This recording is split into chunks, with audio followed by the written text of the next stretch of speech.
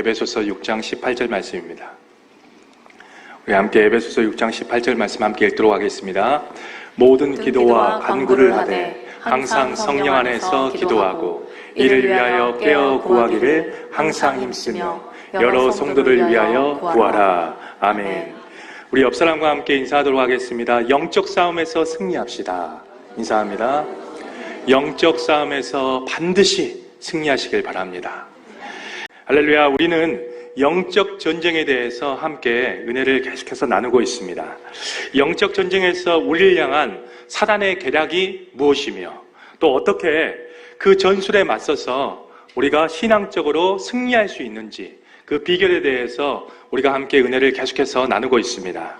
먼저 사단은 우리의 내적인 마음을 공격하는 자라라고 하나님께서 우리에게 말씀을 해주셨습니다. 이 사단은 우리 마음에 욕심을 주고 또 두려움을 주어서 우리를 죄로 이끌어가는 자들입니다.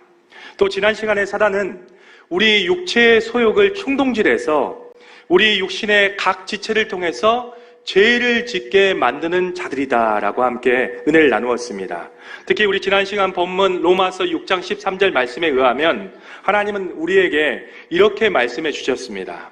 마귀에게 우리의 육신의 지체를 불의의 무기로 내어주지 말고 우리의 모든 지체를 하나님의 영광의 도구인 의의 지체로 내어드려야 된다. 이런 말씀을 하나님이 우리에게 말씀해 주셨습니다. 우리가 마음뿐만 아니라 내 눈, 내 입, 내 귀, 손, 발, 우리 육신도 믿음으로 잘 지켜야 된다는 것이죠. 만약 우리 지체를 불의의 죄의 도구로 계속해서 내어주면 어떤 일들이 발생하게 될까요? 우리 마가복음 9장 43절, 45절, 47절 말씀 함께 읽어보도록 하겠습니다. 만일 내 손이 너를 범죄하게 하거든 찍어버리라. 장애인으로 영생에 들어가는 것이 두 손을 가지고 지옥 곧 꺼지지 않는 불에 들어가는 것보다 나으니라. 만일 내 발이 너를 범죄하게 하거든 찍어버리라. 다리 저는 자로 영생에 들어가는 것이 두 발을 가지고 지옥에 던지는 것보다 나으니라. 만일 내 눈이 너를 범죄하게 하거든 빼버리라. 하늘로 하나님의 나라에 들어가는 것이 두 눈을 가지고 지옥에 던져지는 것보다 나으니라. 아멘. 눈, 손, 발, 하나님 나라에 들어가고 지옥에 들어가지 않기 위해서는 잘라버리는 게 낫다라고 하나님은 우리에게 엄중히 경고를 하고 있습니다. 이 말은 우리의 육신의 지체를 사단에게 불의의 도구로 내어주게 된다면 천국에 갈 수 없다는 것을 성경은 우리에게 분명히 말씀을 전하고 있습니다. 우리 마태복음 5장 22절 말씀도 함께 읽어보도록 하겠습니다. 나는 너희에게 이르노니 형제에게 노하는 자마다 심판을 받게 되고 형제를 대하여 나가라 하는 자는 공회에 잡히게 되고 미련한 놈이라 하는 자는 지옥불에 들어가게 되리라. 아멘. 우리 성도님들, 우리가 천국에 들어가려면 입 놔두고 천국에 들어갈 수 있습니까? 반드시 우리 입도 데리고 천국에 들어가야죠. 그러나 입을 마귀의 죄의 도구로 내어준다면 천국에 갈 수 없다는 것입니다. 성경은 종합적으로 우리에게 이렇게 말씀을 전하고 있습니다. 우리 몸의 모든 지체를 사단의 죄의 도구로 내어준다면 결국 천국에 올 수 없다는 것입니다. 그래서 우리는 하나님이 주신 육신도 믿음으로 잘 지켜야 된다는 것이죠.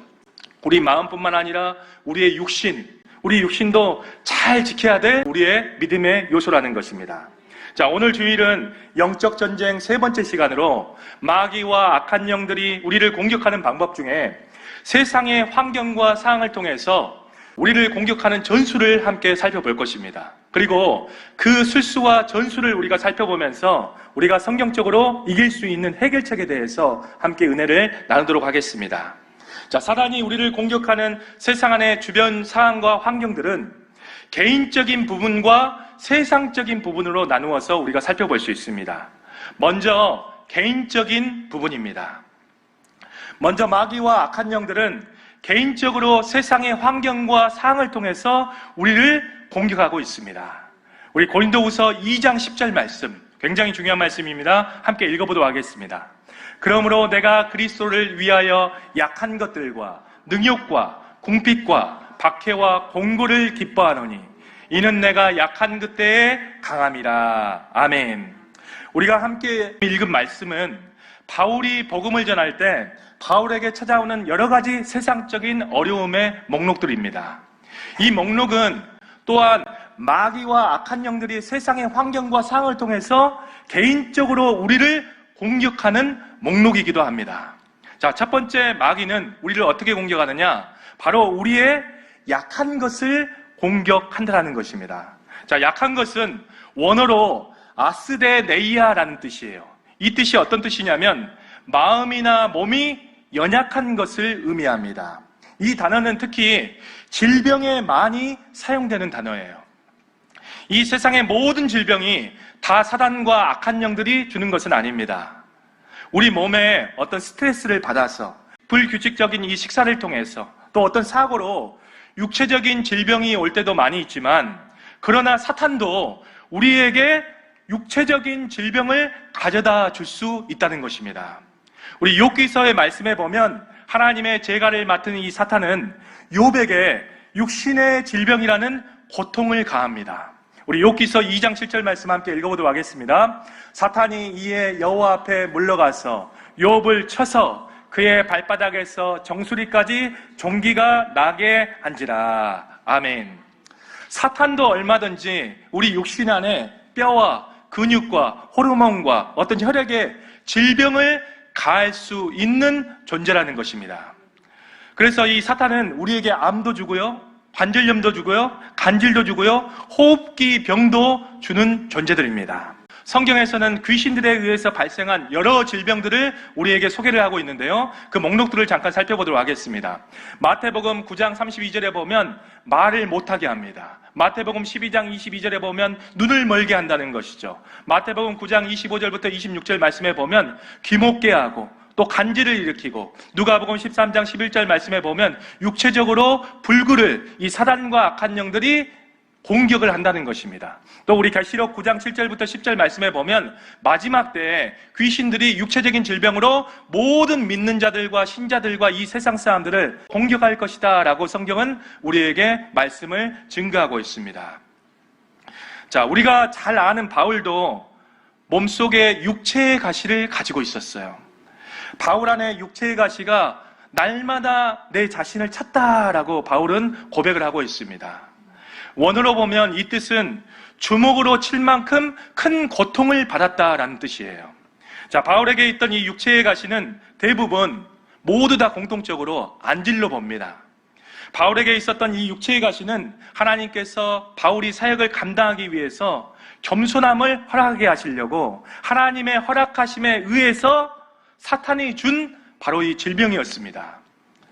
사단도 얼마든지 우리 육신 속에 질병을 줘서 우리를 공격할 수 있다는 것입니다. 이런 악한 영들이 우리 몸에 공격하는 질병들은 병원에 가도 원인이나 병명이 나오지 않습니다. 약을 먹어도 쉽게 낫지 않습니다. 이런 병들은 예수 이름으로 기도하면 즉시 고쳐질 때가 많습니다. 마귀가 육신적으로 공격하는 질병들은 즉시 우리가 기도해서 물리쳐야 된다는 거예요. 또 마귀는 우리에게 육체적인 질병뿐만 아니라 정신적인 질병을 우리에게 줄 수 있는 존재들입니다. 우리가 의학적인 질병으로 정신병이 걸릴 그런 확률이 많이 있습니다. 이 정신병이라는 것은 다 사단과 마귀가 주는 것이 아닙니다. 이 성경에서는 악한 영들도 우리에게 정신병이라는 이 질병을 줄 수 있다라고 성경은 우리에게 증거를 하고 있습니다.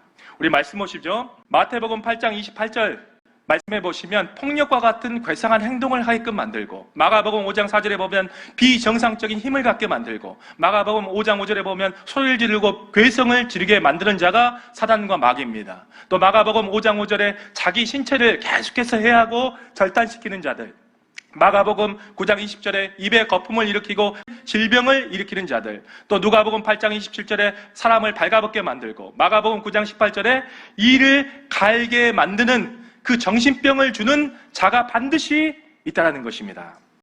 그런데 의학적인 이 정신병도 이런 현상들이 나타날 수 있어요. 그래서 우리는 악한 영의 역사인지 아니면 의학적인 정신병인지를 잘 구별해 보셔야 된다는 것입니다. 대개 악한 영을 통한 이 정신적인 질병은 예수 이름 앞에 반응하고 무서워해요. 또 전구가 깜빡이듯이 정신이 한순간에 변합니다. 또 알 수 없는 초인적인 힘이 생깁니다. 초능력적인 현상을 발생시키기도 해요. 그리고 자기 목소리 외에 이상한 방언이나 다른 사람의 목소리를 냅니다. 또 무엇보다도 얼굴을 보면 사악하고 음침한 얼굴과 눈빛을 바라고 있어요. 이런 악한 영이 역사할 때 정신병이 드는 것은 약을 먹어도 듣지가 않습니다. 이러한 마귀의 정신적인 질병의 공격들은 예수 이름으로 기도해야 반드시 호전이 됩니다.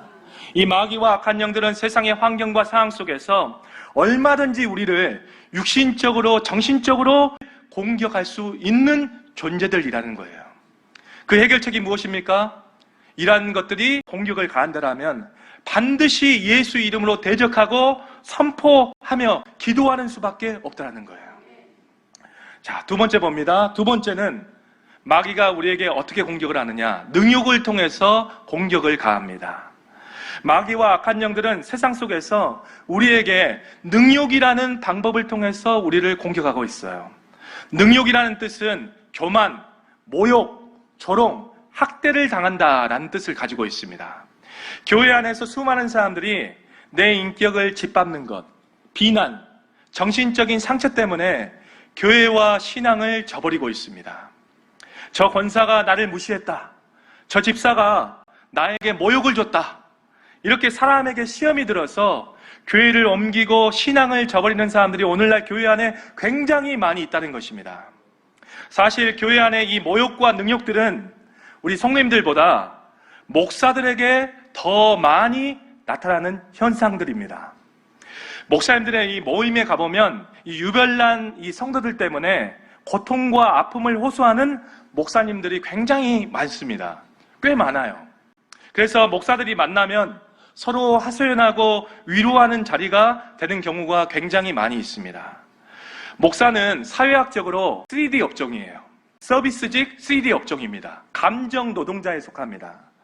다수의 사람들을 상대하고 한 사람 한 사람 교회 안에 유별난 사람들을 케어하는 것이 정말로 정신적으로 굉장한 피로감과 스트레스가 있습니다. 또 부교육자 때 대형교회에서 사역할 때 담임 목사님이 움직이실 때 비서 역할을 한 적이 있습니다. 그날도 차를 타고 장거리 운행을 하는데 모든 것을 다 갖추고 모든 것을 다 이루신 담임 목사님이 저에게 이러한 말을 한 적이 있었습니다. 신 목사, 내가 여기까지 오기까지 얼마나 많은 수치와 모욕과 능욕을 당했는지 아나? 목회는 그런 거야. 그 한마디를 하시더라고요.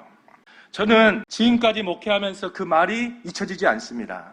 저도 사역하면서 보람되고 기쁜 일들이 굉장히 많이 있었지만 모욕과 수치스러운 순간도 굉장히 많이 있었는데 항상 그때마다 그 목사님의 말이 떠오르는 거예요. 목사는 사명 때문에 모든 것을 견디는 것입니다.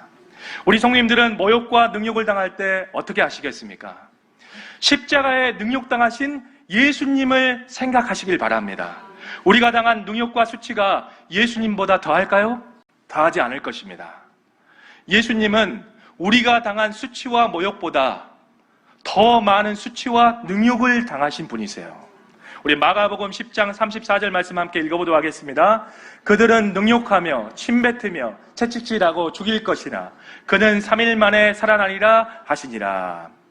예수님이 당한 능욕과 수치에 비하면 우리가 당한 수치와 능욕은 아무것도 아닐 것입니다. 사도들은 어땠습니까? 사도들도 마찬가지예요. 사도들은 하나님의 복음을 전하면서 수많은 수치와 능욕을 당하면서 하나님의 사역을 감당한 자들이었습니다.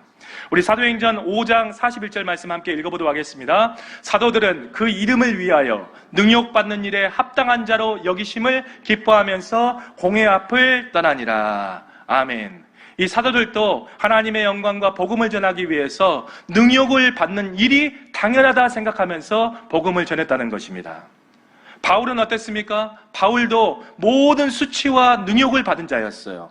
우리 데살로니가전서 2장 2절 말씀 함께 읽어보도록 하겠습니다. 너희가 아는 바와 같이 우리가 먼저 빌립보에서 고난과 능욕을 당하였으나 우리 하나님을 힘입어 많은 싸움 중에 하나님의 복음을 너희에게 전하였노라. 아멘. 우리 성도님들, 능욕과 수치와 멸시를 당할 때 십자가에서 먼저 모욕과 수치와 능욕을 당하신 예수님을 잠잠히 깊숙이 생각해 보시길 바랍니다. 나도 영적으로 예수님을 믿기 전 십자가에서 멸시하고 조롱하고 수치를 줬던 그 현장에 나도 있던 자예요. 영적으로 보면 예수님께 수치를 주고 모욕을 준 자가 바로 나라는 사실입니다. 모든 모욕과 능욕을 당하신 예수님께서 우리에게 한 말씀을 부탁을 하셨습니다. 나도 너희를 용서하노니 너희도 용서하라. 우리 성도님들, 사단이 이러한 사람과 환경을 통해서 수치와 모욕과 능욕을 줄 때 우리 성도님들의 영혼을 지금 잡아먹으려고 공격을 가하고 있다는 사실을 명심하시길 바랍니다. 능욕과 수치가 나에게 다가오거든 화내고 대항하고 분노하고 맞서면, 또 이와 반대로 능욕 때문에 좌절하면 마귀에게 당하고 밥이 되는 것입니다. 이와 반대로 내가 하나님의 형상으로 지어진 사람에게 모욕과 능욕을 주는 것은 내가 사단의 도구로 쓰임받고 있다는 증거예요. 내가 사단의 도구로 쓰임받으시면 안 됩니다. 우리는 하나님의 영광의 도구로 반드시 쓰임을 받는 그리스도인이 되어야 될 줄 믿습니다. 나에게 능욕과 수치와 멸시가 우리 성님들 다가오거든 십자가에서 그 수치와 멸시와 능욕을 당했던 예수님을 생각하시면서 먼저 그분이 나를 용서하셨다는 사실을 반드시 명심하시길 바랍니다. 자, 세 번째로 마귀는 우리에게 궁핍과 공고를 통해서 우리를 공격하고 있어요. 자, 궁핍이라는 것은 내가 필요한데 강제로 빼앗기는 것을 의미합니다. 또 공고라는 것은 극심한 고통을 의미하는 단어예요. 마귀는 우리의 경제적인 것들을 무너뜨려서 사기를 당하게 만들고 물질적인 어려움을 가져다 주면서 우리를 물질적으로 공격하는 그 역할을 하는 자가 반드시 있다는 것입니다. 우리 성도님들, 내 신앙이 안 무너질 정도의 경제력을 유지하셔야 됩니다. 부자 되라는 소리가 아닙니다. 어떤 돈 많이 벌라는 소리가 아니에요. 기본적인 의식주는 해결할 만한 경제력이 있어야 한다는 것이죠. 내가 신앙생활 하는데 경제적인 것들이 걸림돌이 되지 말라는 뜻입니다. 사단은 욥의 모든 재산을 한 번에 다 무너뜨렸어요. 마귀는 우리에게 필요한 의식주, 이것을 강제로 빼앗을 수 있다는 것입니다. 오늘날 우리 대한민국 안에서도 의식주가 해결이 안 되는 가정들이 굉장히 많이 있습니다. 우리 2023년 통계에 의하면 결식 아동들이 무려 우리나라에 30만 명이 존재합니다. 의식주가 해결이 안 되는 아이들이죠. 마귀는 우리를 경제적으로 공격해서 궁지에 내몰리도록 공격을 가합니다. 그러면 사람은 물질과 죄의 유혹을 받게 돼요. 그러면 신앙을 포기하게 되고 믿음의 길에서 이탈하기 시작합니다. 의식주 생존 때문에 믿음의 배교가 일어난다는 것이죠. 너무 부함을 가지고 있어도 우리 신앙생활에 걸림돌이 되지만 의식주를 해결하지 못하는 이 궁핍함도 신앙생활에 문제가 되는 것입니다. 자, 우리 교회를 살펴보면 너무 부한 사람도 안 계세요. 이 부함의 기준을 잘 모르시는 것 같은데 지금 현대사회에서 이 부한다는 것은 300억 정도를 가지고 있어야 부자라는 소리를 듣습니다. 우리 지금 이 교회 안에 그 정도 부자는 없으신 걸로 제가 파악됩니다. 그리고 우리 교회 안에서도 살펴보면 의식주 때문에 궁핍함을 가지신 성도님들도 제가 없는 걸로 보입니다. 우리 성도님들 감사하시길 바랍니다. 우리 교회는 중상층들이 많으신데 우리가 정말로 신앙생활하기 참 좋은 조건이라는 것입니다. 이제 우리 성도님들 예수님만 잘 믿으시면 됩니다. 자, 의식주를 해결할 만한 최소한의 경제력이 없으면 절망감과 자괴감이 들기 시작해요. 교회도 믿음도 신앙도 싫어집니다. 그러면 깊은 나락으로 떨어지게 되는데 마귀는 그 사람을 잡아다가 스스로 목숨을 끊도록 이끌어 간다는 것이죠. 우리나라 하루 자살자 수가 무려 36명이나 됩니다. 거의다가 궁핍과 공고의 문제 때문에 자살을 하고 있습니다. 자, 마귀가 우리를 궁핍함으로 공격할 때 하나님의 말씀을 잘 살펴보시기 바랍니다. 우리 학개서 2장 8절 말씀 함께 읽어보도록 하겠습니다. 은도 내 것이요 금도 내 것이니라 만군의 여호와의 말이니라. 하나님만이 모든 것의 주인 되심을 믿습니다. 하나님만이 모든 것의 공급자 되심도 우리가 고백해야 될 줄 믿습니다. 이 믿음이 있으면 경제적인 두려움은 사라진다는 거예요.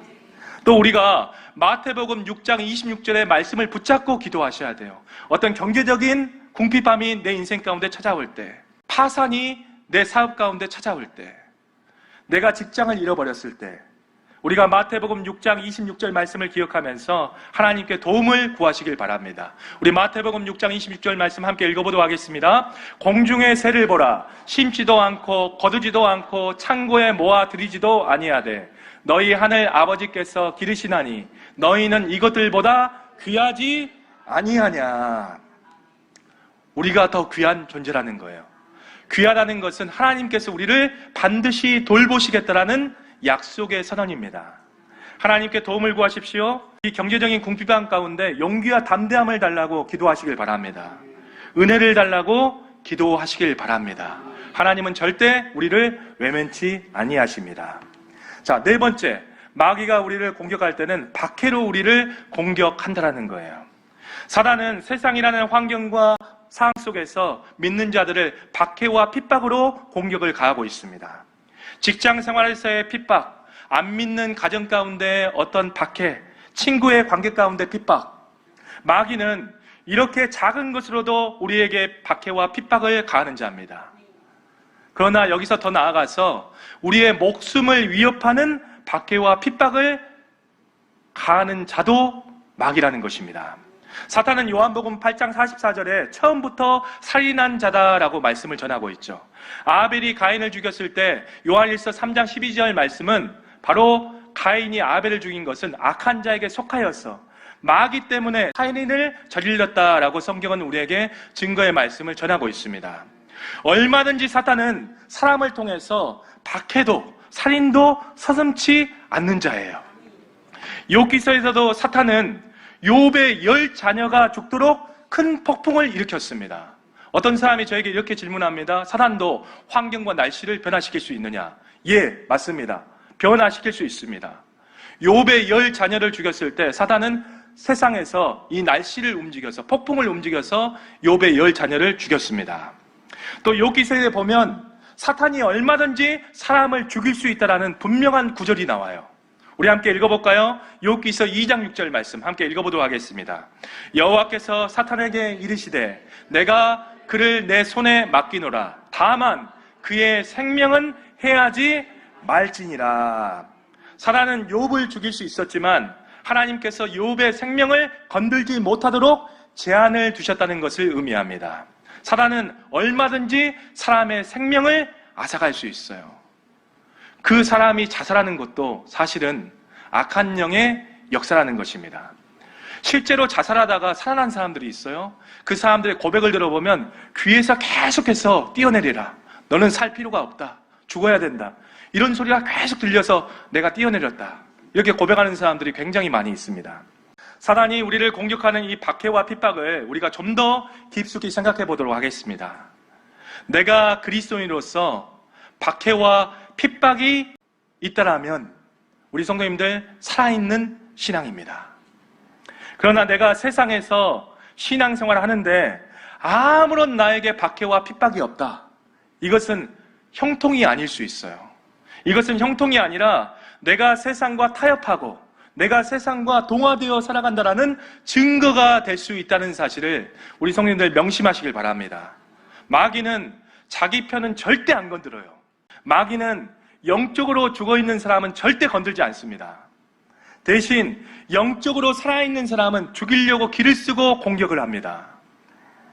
내가 예수를 제대로 믿고 있다라면 직장에서, 가정에서, 친구들 사이에서, 내 모든 삶의 반경에서 반드시 여러 가지 관계 가운데, 위치 가운데, 상황 가운데 크고 작은 박해와 핍박이 반드시 다가오게 되어 있습니다.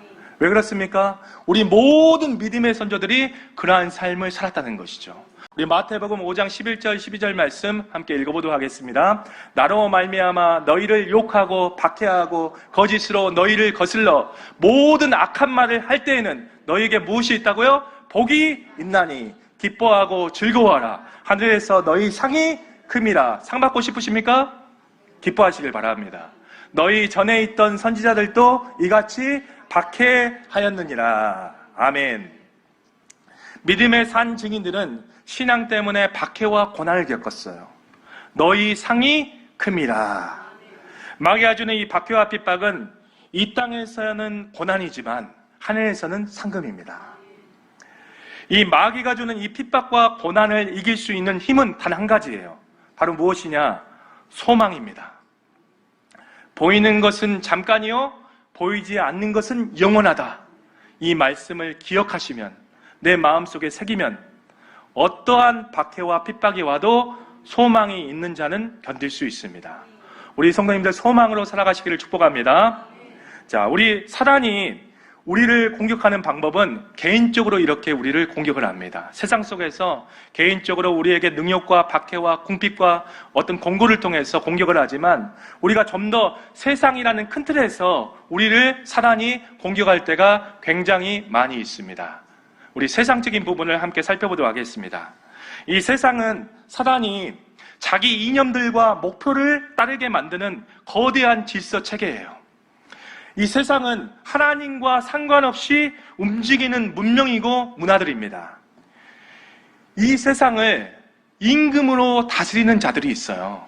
우리가 살아가는 이 세상을 하나님이 주관하시지만 아직도 불법한 자로 사탄이 자기가 임금 노릇을 하고 있습니다. 그래서 이 사단을 보고 하나님께서는 불법한 자라고 말씀을 전하고 있죠.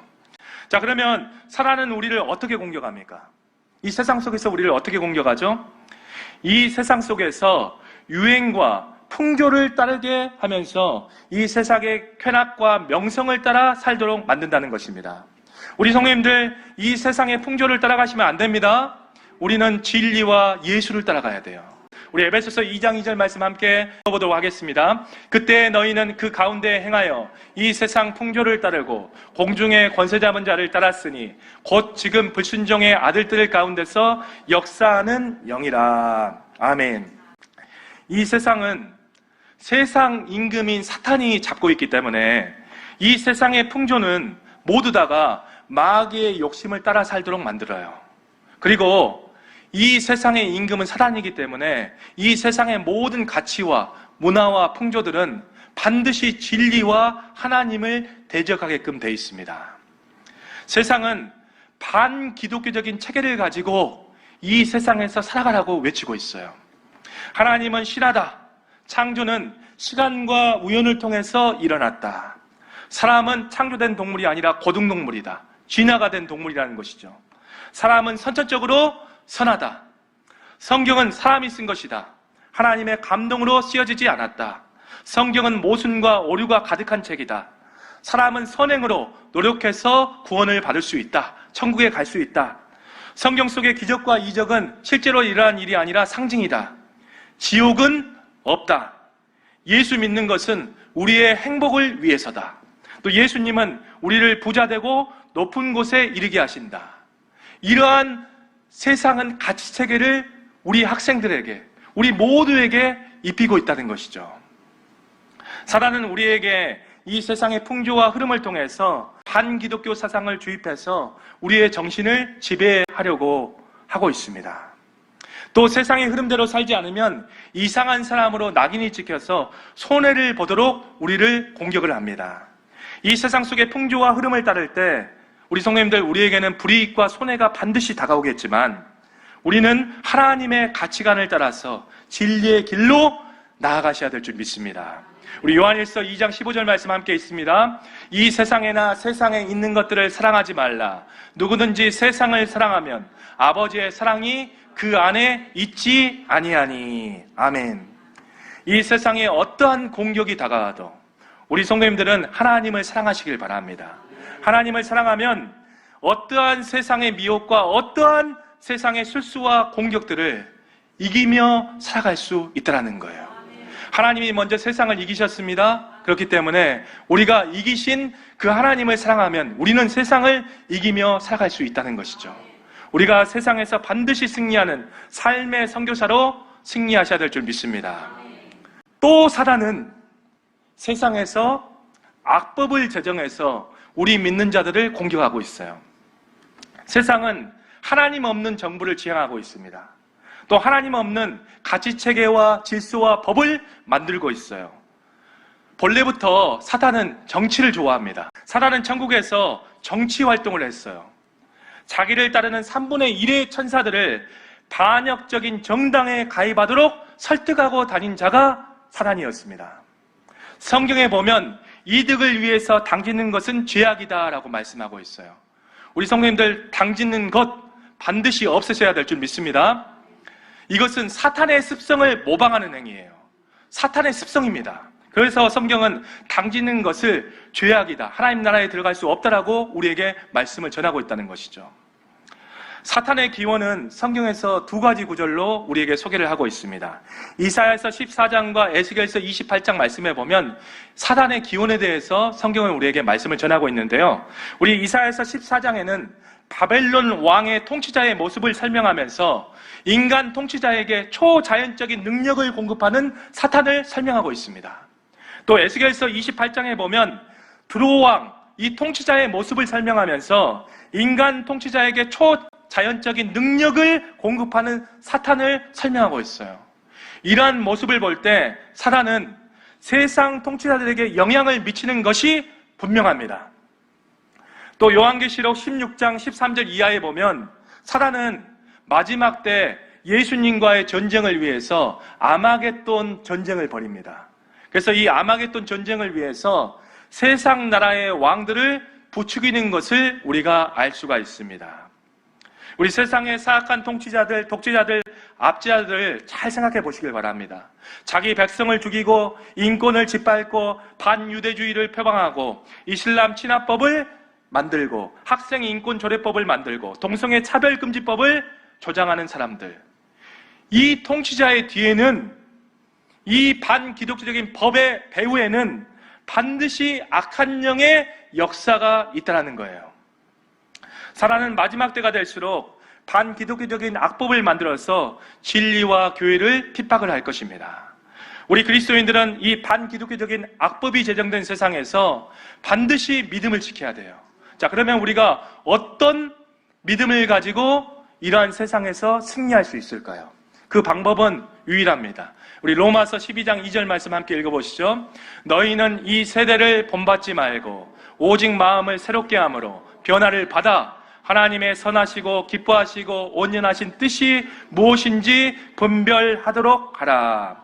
우리 성도님들, 세상을 피하란 말이 아니에요. 세상을 멀리하고 산속으로 올라가라는 말이 아닙니다. 우리가 세상 속에 살면서 이 세대를 본받지 아니하고 우리 마음이 변화가 되어서 하나님의 뜻을 따라 살라는 거예요. 우리가 세상을 따르지 않고 세상의 영향을 받지 않는 방법은 단 한 가지입니다. 로마서 12장 2절 말씀에 의하면 단 한 가지라는 거예요. 내 마음과 속사람이 변화가 되는 것입니다. 세상은 변하지 않습니다. 다만 내 마음과 속사람이 변화가 될 때 이 세상의 모든 풍조와 이 세상의 모든 마귀와 악한 영들의 술수와 공격들을 이길 수 있다는 것이죠. 우리는 세상을 본받든지 세상을 변화시키든지 둘 중 한 가지를 선택하셔야 됩니다. 우리 성도님들, 마음을 새롭게 하셔야 세상을 이길 수 있어요. 마음을 새롭게 하는 것이 변화입니다. 이 변화된 마음은 세상의 유혹에 귀를 닫고 세상의 미혹에 눈을 감게 만든다라는 거예요. 우리가 마음이 세상과 동화되지 않고 날마다 새롭게 하기 위해서는 어떻게 해야 됩니까? 우리 마음이 그리스도 마음으로 변화되도록 온전히 기도하셔야 됩니다. 자, 현대 전투에서 하늘의 점유권을 점령하는 자가 전쟁에서 승리합니다. 자, 우리 이 세계는 어떻게 되어 있느냐? 우리가 사는 세상이 있죠? 그 위에는 공중이 있어요. 공중의 권세 잡은 자, 마귀와 악한 영들이 사는 이 공중이 있습니다. 그 위에는 셋째 하늘, 하나님이 계신 하늘이 있어요. 우리가 기도로서 이 공중 권세를 영적인 능력으로 잡아야 승리할 수 있다는 거예요. 우리는 믿는 자로서 하늘의 제공권을 어떻게 선점할 수 있겠습니까? 제공권을 점령하는 방법은 단 한 가지예요. 기도입니다. 기도. 영적 전쟁은 보이지 않는 전쟁이기 때문에 어떤 사람과 싸우는 것이 아닙니다. 기도함으로써 싸우는 거예요. 오늘 본 말씀은 전신갑주에 대한 말씀이 나온 다음에 나오는 말씀이에요. 오늘 본문의 말씀은 위드라는 전치사와 함께 우리에게 말씀을 전하고 있습니다. 우리 오늘 본 말씀 에베소서 6장 18절 말씀 함께 읽어보시죠. 모든 기도와 간구를 하되 항상 성령 안에서 기도하고 이를 위하여 깨어 구하기를 항상 힘쓰며 여러 성도를 위하여 구하라. 우리는 하나님의 전신갑주, 하나님의 영적 전투복을 입기 위해서 날마다 기도하라는 것입니다. 기도를 하지 아니하면 이 영적 전투복을 입을 수 없고, 이 영적 전투복을 입지 아니하면 영적 전쟁에서 반드시 사망자가 될 수밖에 없어요. 우리 오늘 6장 18절 말씀에 보면 간구하는 기도라고 하죠. 이 말은 영적 전투를 위해서 특정한 목적을 위해서 기도하라는 것입니다. 그리고 항상 기도하라고 하죠. 이 말은 지속적인 기도를 하라는 것입니다. 또 성령 안에서 기도하라는 말이 나오죠. 성령의 인도함을 받고 기도하라는 것입니다. 이를 위해서 항상 깨어있으라고 하죠. 날마다 깨어서 기도하라는 것입니다. 또 항상 힘쓰라고 하죠. 전심전력으로 기도하라는 것입니다. 무엇을 위해서? 이 영적 전쟁을 위해서, 영적 싸움에서 승리하기 위해서, 영적 갑옷을 입기 위해서. 또 한 가지입니다. 여러 성도를 위해서 기도하라라고 하고 있어요. 이 영적 전쟁은 서로 합력해야 됩니다. 서로 기도하고 중보해야 이길 수 있는 전쟁이라는 것입니다. 그래서 우리는 기도하셔야 돼요. 서로를 위해서 기도하셔야 될 줄 믿습니다. 한 사람이 마귀의 밥이 되지 않도록, 마귀의 공격 대상이 되지 않도록 우리가 우리를 위해서, 서로를 위해서 서로 중보하며 기도해야 된다는 것입니다. 바울도 항상 영적 전투 현장에서 사역을 하면서 자기를 위해서 기도해달라고 끊임없이 요청을 하였습니다. 영적 전쟁은 기도해야 됩니다. 기도는 내 자신을 변화시키고 모든 영적인 전쟁에서 승리하는 유일한 방어막이자 유일한 공격 수단이에요. 우리 성도님들, 기도의 능력으로 살아나시길 바랍니다. 기도해야 내가 살고, 기도해야 우리 가정이 살고, 기도해야 우리 교회가 살 줄 믿습니다.